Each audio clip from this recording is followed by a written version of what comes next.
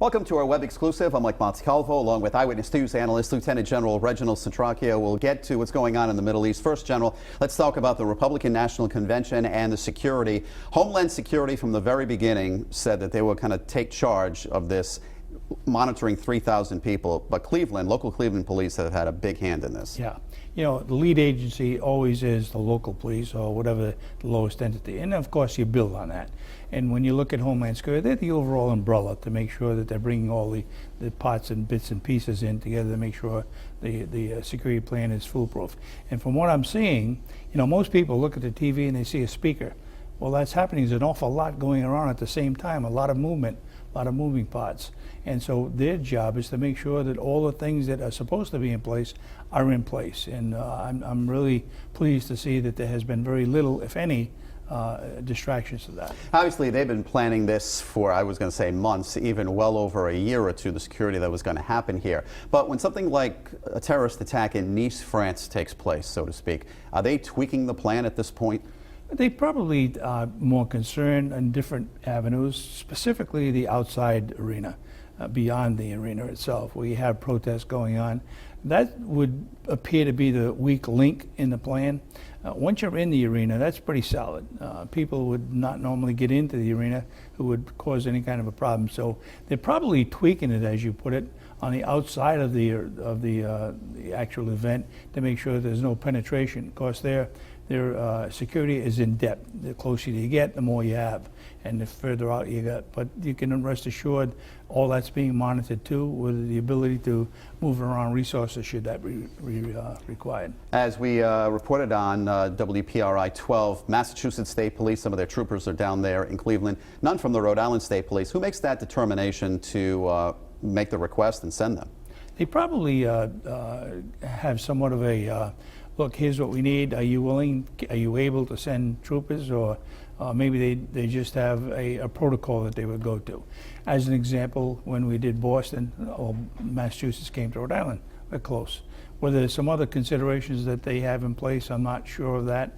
But I do believe that they probably reach out to the several states and ask where they have assets that they're willing to put forth. There's several layers of security here. Obviously, they're protecting against terrorists, police protests, just protests in general that they don't like the candidate. How do you break down that plan when you know there's like 3 different things to look for? You know, you're bringing out an excellent point.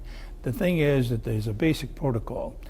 Protesters are given the ability to protest, whether it's anti-police or anti-candidate or whatever the case might be. The same protocol is in place, and they're allowed to protest in accordance with the First Amendment, and they're protected to do so. There's nothing particularly different than there would be if it was some other reason that they were protesting. So I think what we're talking about is it's a generic protocol that they would apply to any protest. So what they've learned in Cleveland at the Republican National Convention, they take that next week? Most assuredly. Democrats? Keep in mind, you know, maybe a different party next week because of the Democratic National Convention, but the same agencies are in place. It's the same FBI, same police, local police, same state entities, depending upon the state you're in, obviously, but the national organizations are all the same.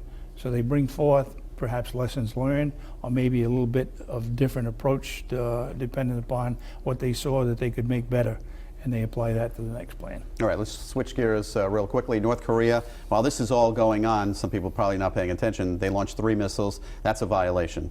It is a violation. It's also, it was announced by the leader of North Korea. This was a preemptive exercise in order that they could have a plan to literally preemptively strike South Korea.